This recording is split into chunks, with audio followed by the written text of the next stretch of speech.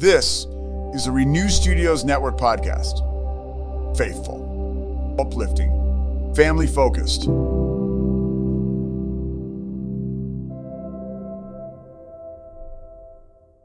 Have you told your friends that you see ghosts? Oh, absolutely not. Gina Rodriguez returns in Not Dead Yet. I'm back, baby! Who is that? Oh, she's the obituary writer. And Brad Garrett joins the brilliant ensemble cast. Titan, Maverick, Titan of all Mavericks. These are all words used to describe me. Not Dead Yet. Season premiere. Tonight, 8:30, 7:30 Central on ABC. And stream on Hulu. This is a Rogue Media Network podcast.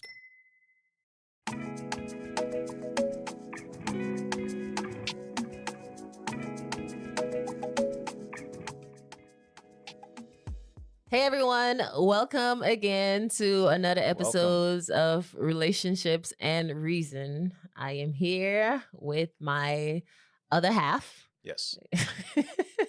Yes, he's sitting right across from me. And today we're going to talk about a pretty exciting topic, at least we think so.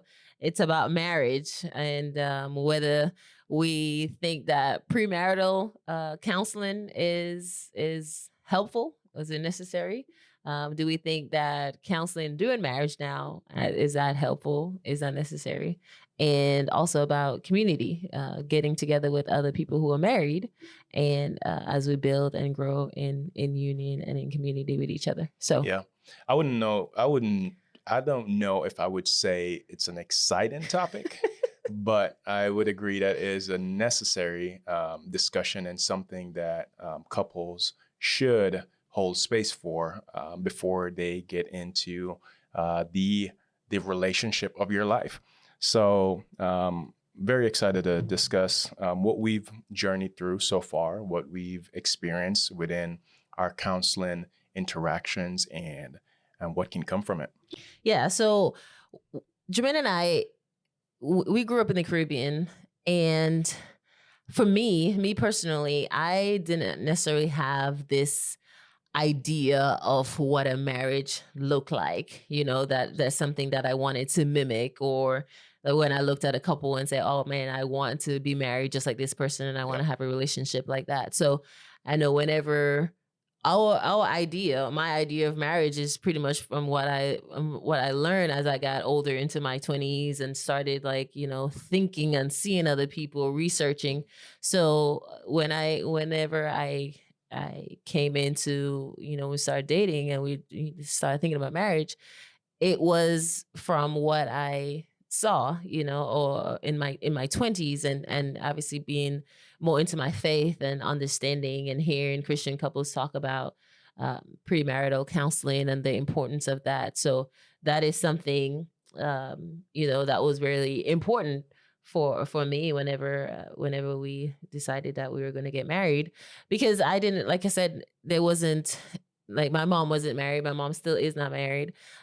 So I didn't, have a particular example in my household to say this is what I want. So, or this is what I don't want when it comes to marriage. So yeah, I'm glad you brought that up, because I wanted to ask and, think about this a bit. What was our example of marriage? What was it that we saw?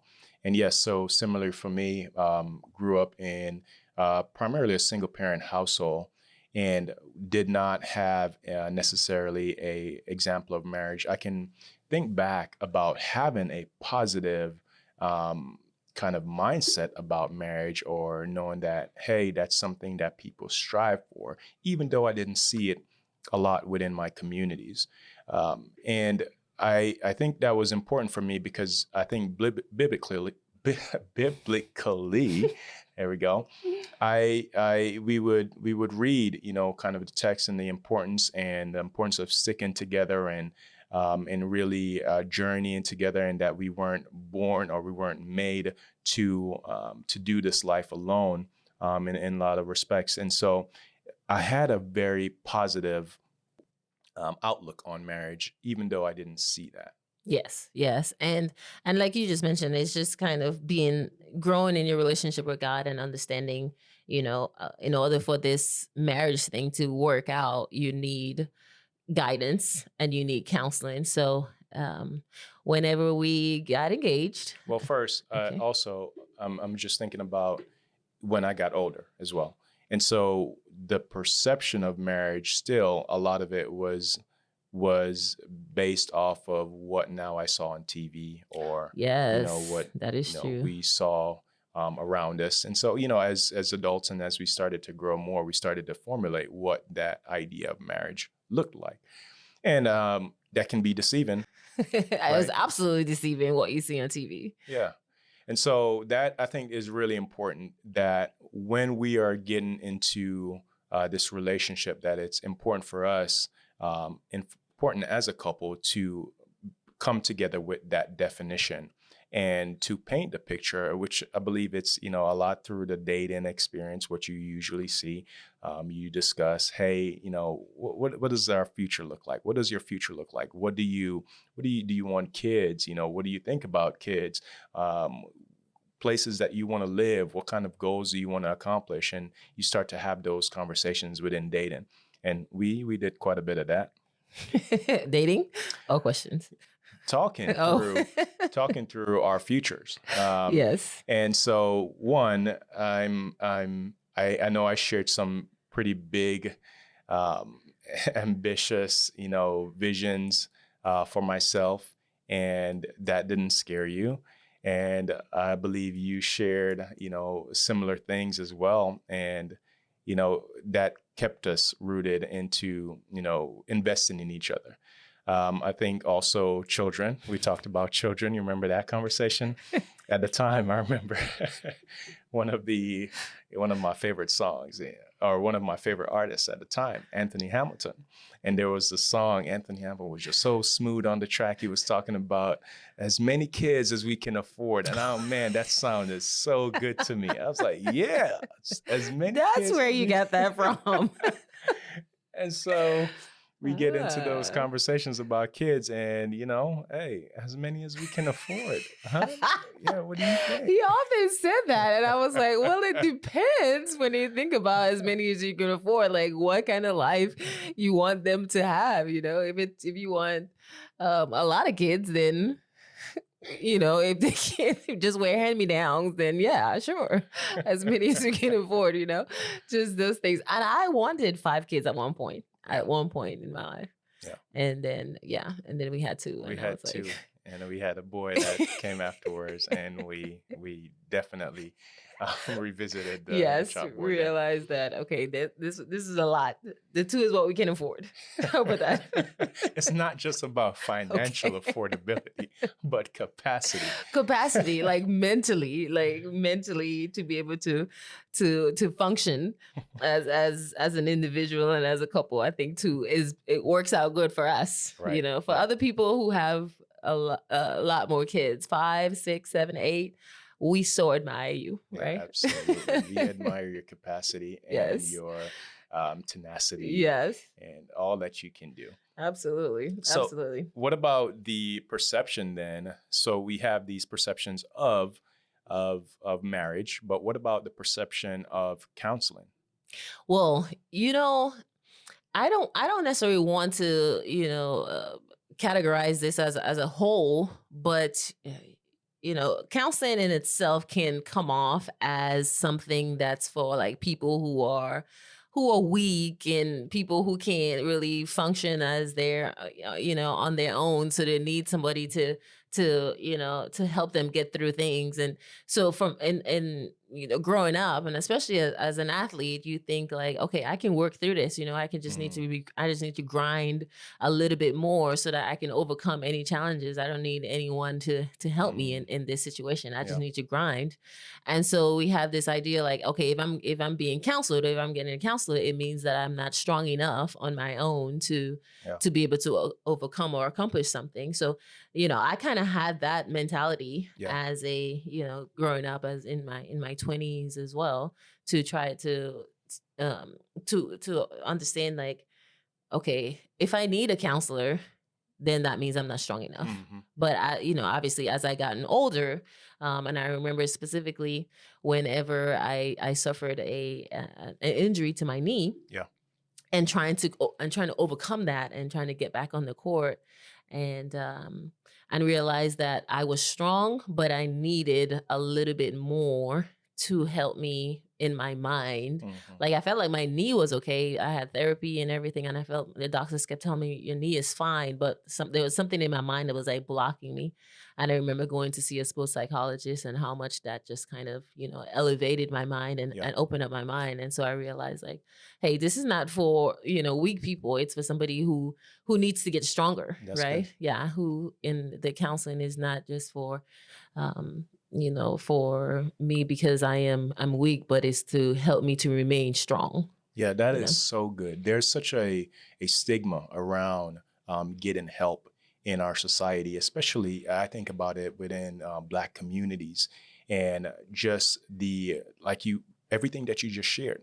What does it look like to get help? And we can always fall into this independent state, right? Where we think, we're coming from a place where maybe we needed help as a child, but you got to be strong, right? You got to be tough. You got to know how to take care of yourself. And so when you get to this place of independence, it's such a milestone for so many of us that to think about maybe this next step of interdependence when you're starting to bring in other people and bring in a support group, it can look as a backward step to so many people. Mm-hmm. And so I believe, we believe that this counseling opportunity, when we get help, when we bring other people in, it's just another way for us to get stronger and another way for us to grow. Yeah, and we know that a lot of marriages don't work out, and so for us, when we came into this marriage thing, we decided, hey, once we do this, there's no turning back, right? Yeah. And so with that in mind, it's well, how can we do this? Like, who has done this before? Mm-hmm. And what did they do, and how are they surviving? What did they do to survive, and how did they survive? The tough parts, after the honeymoon phase is over. Right. So again, the counseling wasn't for the weak, but it's how do we stay strong Right. in this marriage thing.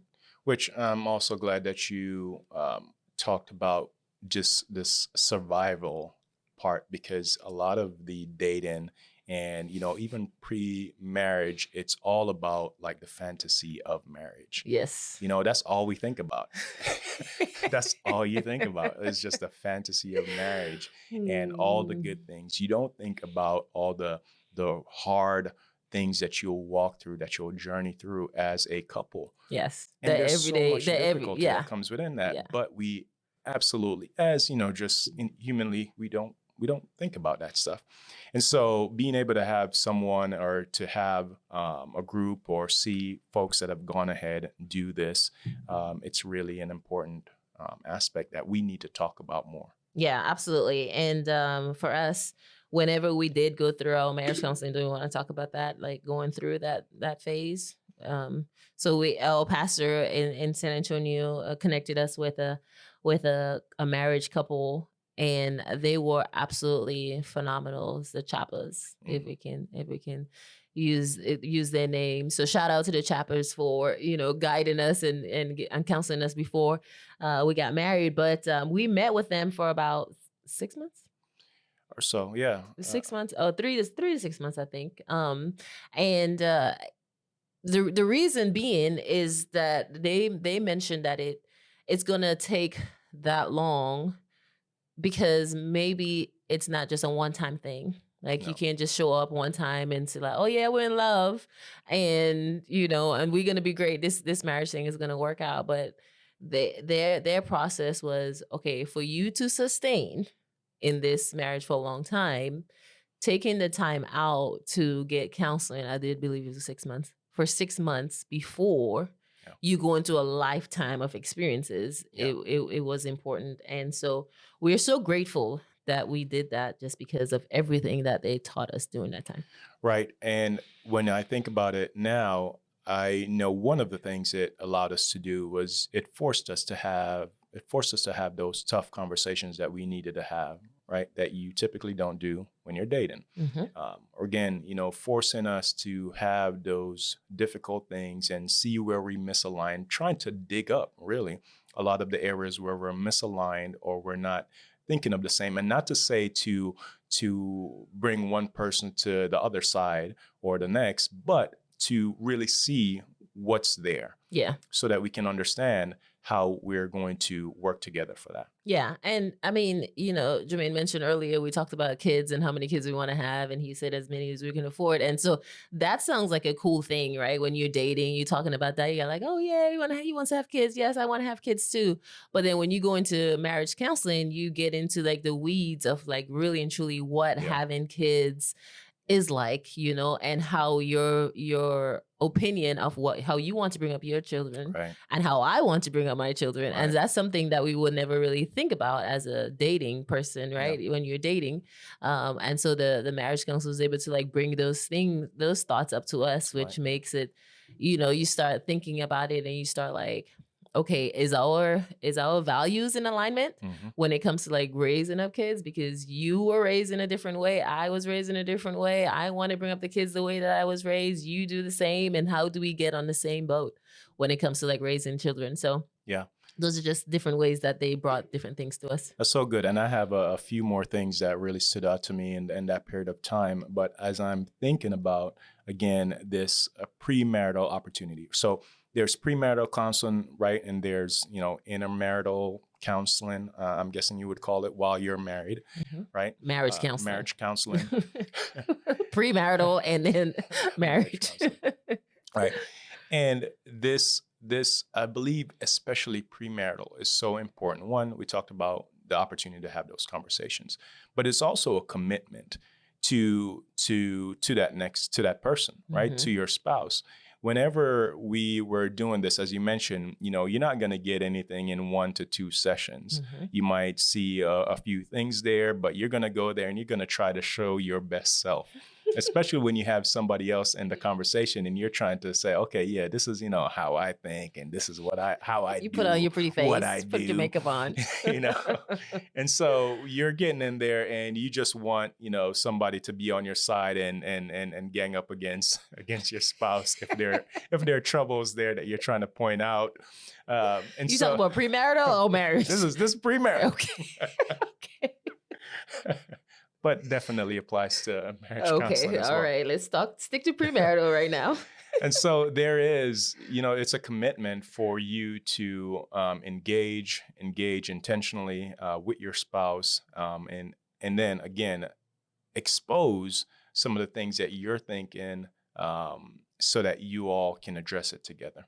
Yeah, I just love how you said it's a commitment, because going through premarital counseling just makes you understand and realize 2 things. Is this person who you really want to be with? And was this a mistake? So those 2 questions can obviously change your life, because sometimes you fall in love and you think that you're so in love and this is going to work out, and you decide that, okay, let's go to premarital counseling, and then the person doesn't show up or they're halfway showing up, and you started questioning, is this the right person? Or finding out some things in the relationship, and the counselors are like, hey, maybe you guys should take some more time before you actually get married. Maybe you need to push the wedding back a little bit before you go about with this. And so all that premarital counseling can save you like just a heartache of memories that you don't want to be a part of. So I think that premarital counseling in itself, it will give you that wisdom as to whether or not this marriage is something that you should go into, or if it's something that you probably need to take some time to like wait, or it's probably not a good idea. So I think that's why it's important as well to have marriage counselors, in our opinion, we found some godly marriage counselors, and they were married for about 50 years at that point. So we're like, well, 50 years, that shows their commitment to each other.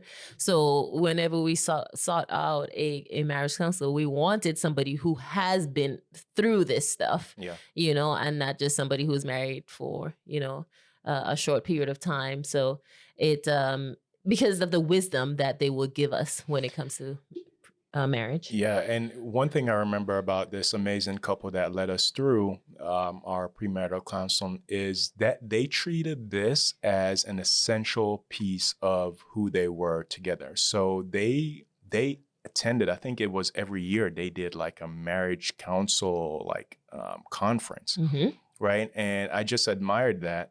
I thought so highly of it because they were saying, every year, we're going to commit to these specific types of activities and things that will develop our marriage, not only so that we can do it within our marriage and apply it for our family, but we can also teach it to others. And there's incredible power when you're able to capture something and teach it. There's accountability in it, but also you grasp it and you want to practice it so that you can support those around you. Absolutely. And, one of the things that, if we can point out a couple of things that they taught us during counseling, one of them, and this challenged me, and it continues to challenge me. They mentioned about whenever things get tough. This is obviously before marriage. This is in premarital counseling. Whenever things get tough, whenever you feel like giving up, or whenever you get so stressed out or so overwhelmed, they brought up the 1 Corinthians 13 passage, and it talks about love is the greatest, and so in it says love is patient and kind, love is not jealous or boastful. Whenever they taught us that, they said instead of saying love, you put your name inside of it. You replace your name with the word love, and to just kind of keep you grounded. And so they were preparing us for something that we didn't know, because we were in love at that point. We were like, no, I'll never get mad at him, Yeah. He'll always be my shining light, and then marriage happened. So they taught us to put, for instance, love is patient. Instead, it says Sophia is patient and kind. Sophia is not jealous or boastful or proud and not rude. I do not demand my own way. Sophia does not demand her own way, or Sophia does not keep any records of being wronged, and she does not rejoice about injustice, right? And Sophia never gives up, and she, love never fails. Sophia never fails, but rejoices in the truth. And so I thought that was so eye-opening to me during that counseling session. And it's something that is definitely helping me throughout these last 10 years of our marriage. That's awesome. I love that one. The one that sticks out to me was they taught us just this illustration of a triangle. And imagine you bringing back to my math days here in what, middle school or whatever, equilateral triangle. Is that what it is? Sure. Sure. When they're equal on all sides. Well, isn't a triangle equal on all sides? Not all. See? Oh, okay. You see? All right. Go ahead. And so you have the illustration was, God on top, right? And you as a couple, one on, the right side, one on the left side. And as we continue to pursue God, it allowed us to grow closer together. That illustration has never left my mind. I think about that several times a year, every year. That pursuit of God. If we are both pursuing God and pursuing the things that are laid out in the scripture, and for us to really recognize, and we're saying this is truth, and it's not just my truth or what I think is right, but what does the word say, and how are we aligning that? Once we are continuing to pursue God, we will grow closer as a couple. I love that, just because, we have seen that as we grow in our marriage, that we become different people, right? And to always have God as your center, and it's not just as a couple, but individually, right? Having your personal relationship with God to advance in your relationship with Him, to grow deeper and to dive deep into His Word, so that way you are growing in your word, in the word of God, and I'm growing and Jermaine's growing, but then we can still grow together. And so I think that has definitely been our saving grace and the rock on which we stand, right, in terms of our marriage. And now, a word from our sponsor.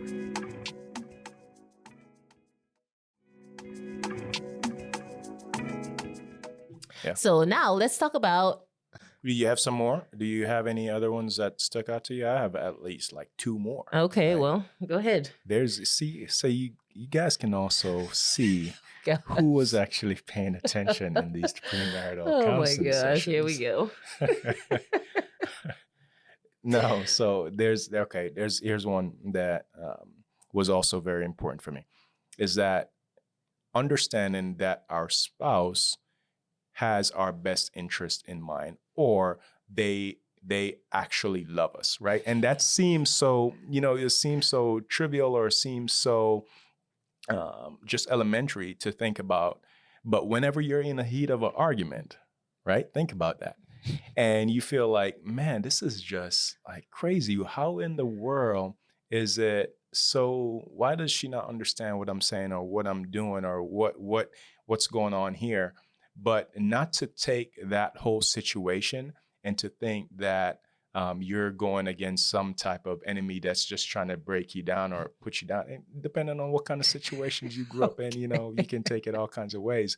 And so for me, that was an issue to think, okay, is she really thinking about how I am? And so the mindset shift of knowing that your spouse actually cares and loves you and wants the best for you, right? That was, I think, the phrase that they used. They want the best for you. And so when you're married when you're marrying the right person, right? You believe that, and you there's conviction in that. And so for a lot of people that might seem elementary, but for me, that was so important to just think, whenever we're in arguments, even though we're in a disagreement, my spouse, my wife, Sophia, actually wants the best for me, right? She's not out here to try and cut me down.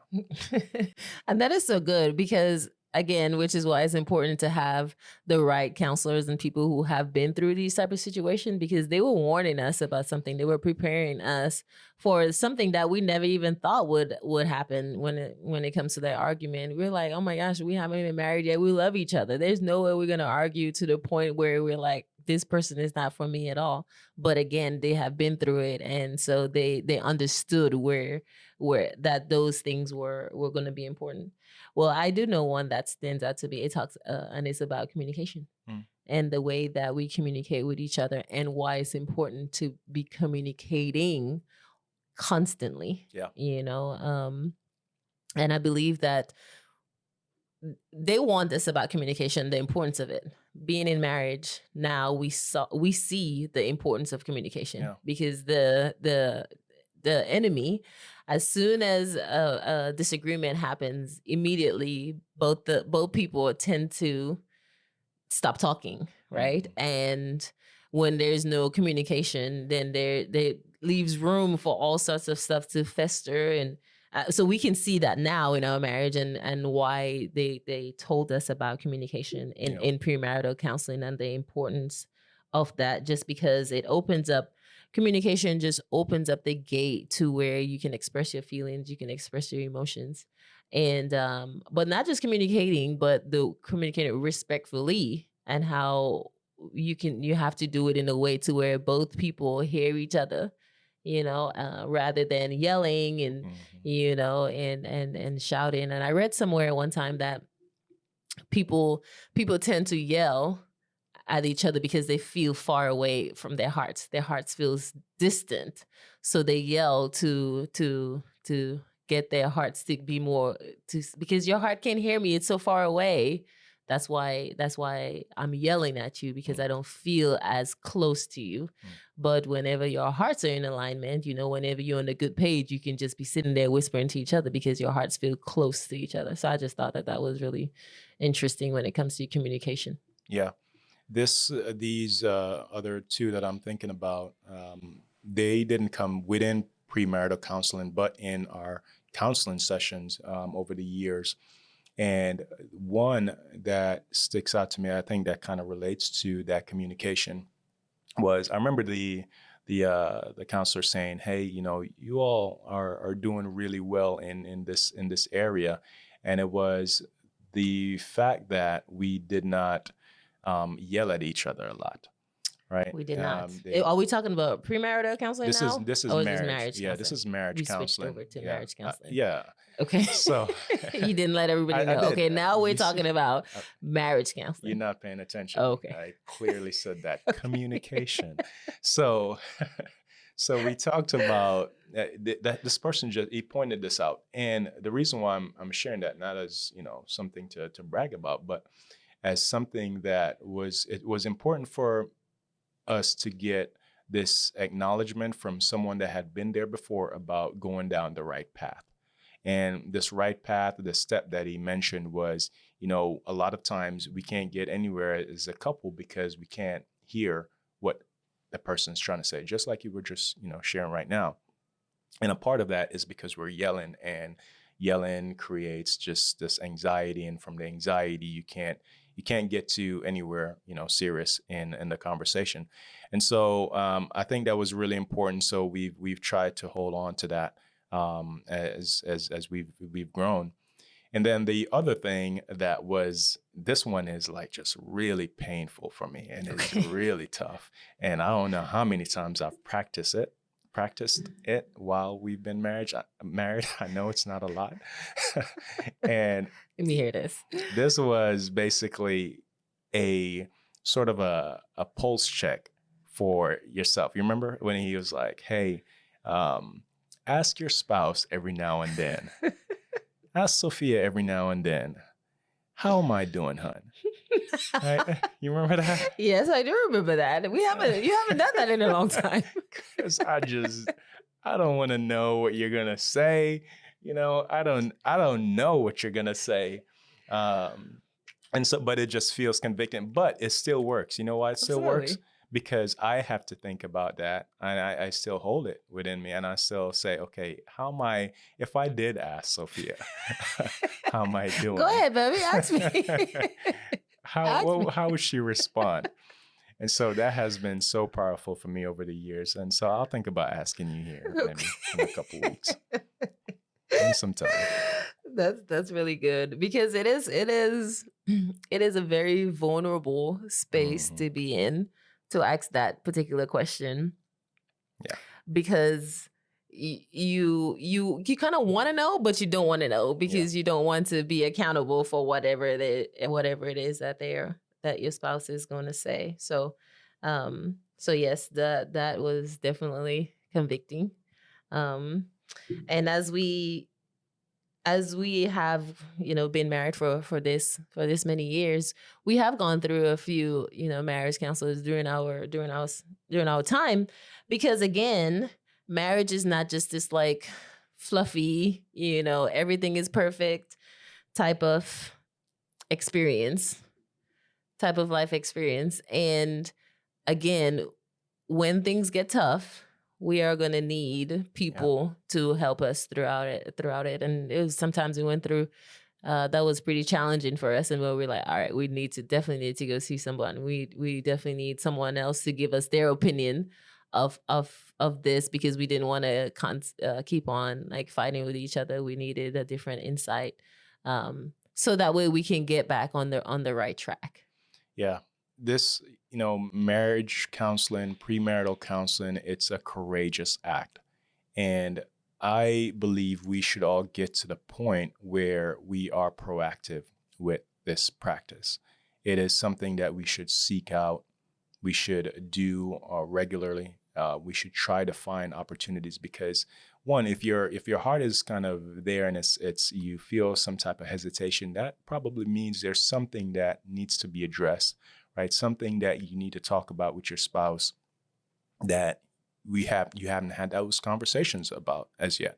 And so being on the same page is only going to allow you to understand each other better and further support or work through that together. But if you don't know, what's there, what's on your spouse's heart, what's going on, and you don't take the time to dig in. And we just don't naturally do that. But whenever you're seeking out support and getting someone, especially with a godly perspective, to help pour into that and ask the right questions, it gives you so much of an opportunity to grow together. And if that is your hope for marriage, that's one of the best tools to do that. Yeah, and when people go into marriage, they usually go in there with this is going to be a life. No one go into marriage to fail. So we go in there with this idea of this is going to be a lifetime thing, and in order for you to be successful in this, it's kind of like if I can relate it back to sports or basketball, it's you need a coach. You're gonna need a coach every now and then to correct your form, or to help you in you're in a slump and you just need a coach to just tell you one or two things to just kind of get you back on track. So I think in order for you to be successful in marriage, you definitely need a counselor or a coach to help you sustain that. But I wanted to give a couple advice, I guess I could, if you can say that, as to things that we've learned throughout our marriage that has been helpful for us to stay together and stay committed to each other. And I think one of them, Jermaine and I, when we first got married, we planned our date nights, and sometimes I would think that I'm a spontaneous person. This is pre-kids, right? And be like, hey, let's just go out tonight. But when kids came about, I literally had to write it on the calendar, to put it, hey, and I went throughout the whole year and just randomly picked different days of, twice a month, or, if the month is going to be busy, once a month, to where we can, have a date together. And that was very, very helpful as we journeyed through our years of marriage. Another advice I would give is create boundaries, and boundaries can be with friends, it can be with family, it can be with different situations in our lives, and boundaries to where it doesn't affect your time with your spouse or whatever is important to your spouse, whether you have family members or anything that can come between that time that it's important to your spouse. I think that's helpful to create those boundaries and set those boundaries to where it doesn't interfere with your relationship. That's great. Awesome. I'm just thinking about the relationships that we develop outside of our marriage, right? Outside of our family, our immediate family. When you get into marriage, it's a different atmosphere. It's a different environment. I can't hang out with the boys, the single boys, like we used to, right? Because there are different conversations, there are different problems, and before you know it, you're very, and you will be separated from that type of mindset, or just the difference in your journey. And it's not a bad thing for some of the natural separation to progress, but I think you have to be intentional about where you want to be. I've seen so many times where couples are still hanging on to where individuals from, will try to latch on to the same groups or the same people that they were with or connected with before. And it can also be detrimental to their marriage because it's a different lifestyle. And before you know it, you're longing for that lifestyle that you're coming from, or something along those lines.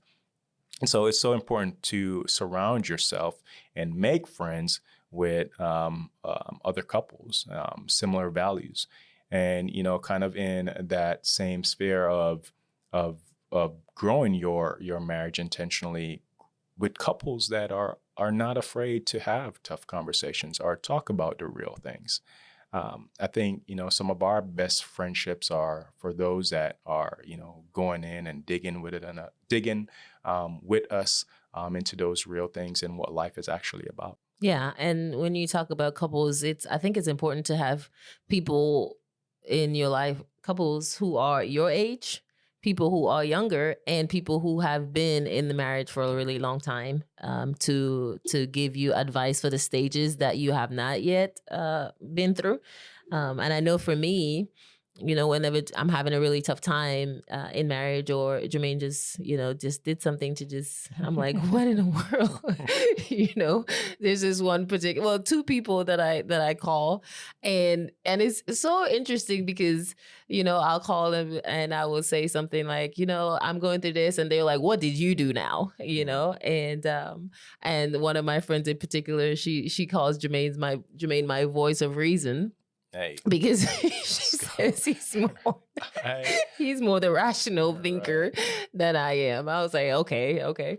But I mentioned that because you need people who love you both the same. That's good. Not just somebody who is just for you and is going to go against everything that your husband is doing, but somebody who wants you to succeed and somebody who wants you to grow as a couple.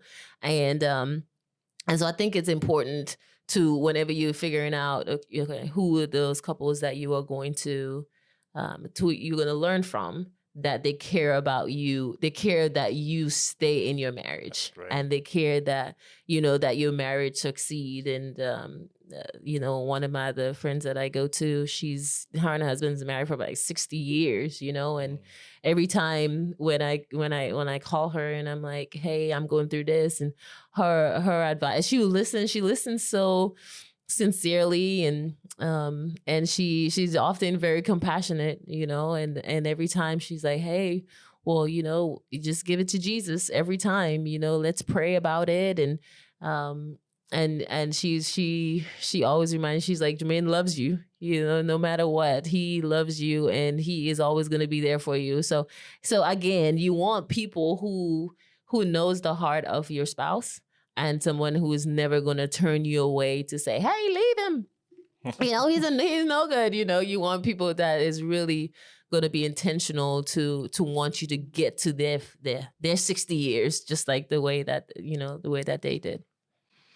This is good. We've gone longer than I anticipated, There's just so much into this. Yes. And it's so important, such an important thing to do. And again, I encourage proactivity in this.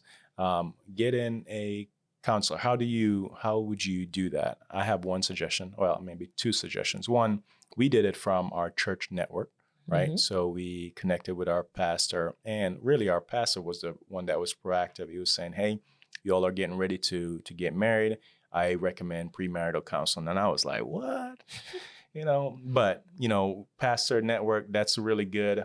But also a more, I guess, non-traditional one is for you as a couple to seek out maybe a elderly couple that you believe is walking in the values that you care about, that you are striving to achieve. But and just talking to them about what you're thinking about as you're getting into marriage. And they might not be the ones to counsel you, but because they've been doing it for so many years, they probably will know the direction to point you in. Yeah, and it's just like any type of personal growth. And if you want to get better at something, you have to start planning ahead of time, and finding the right people and the right resources to help you be successful. Marriage is not easy. There's a lot of challenging moments in it, and sometimes you just need a coach to help you. That's good.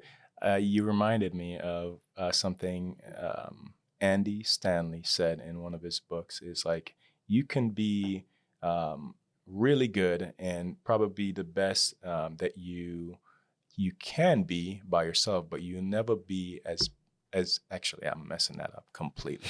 All right, so here it is. He's like, you can be as talented or as good as anyone out there, but you'll never be as great as you can be without a coach. Something along those lines. Okay. Based on what you're just sharing here. But yeah. Yeah. Speaking from a coach, the coach can always pull out something more in you that you didn't think that you were capable of. Awesome. Yeah.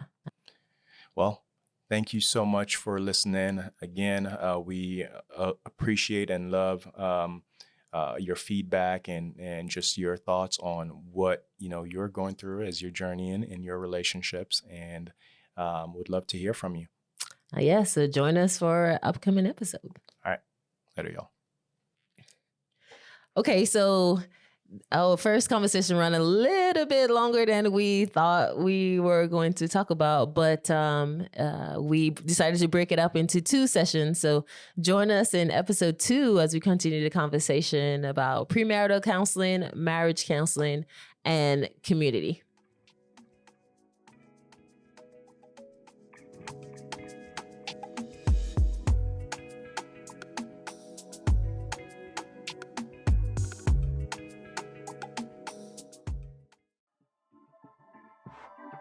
This has been a Rogue Media Network production.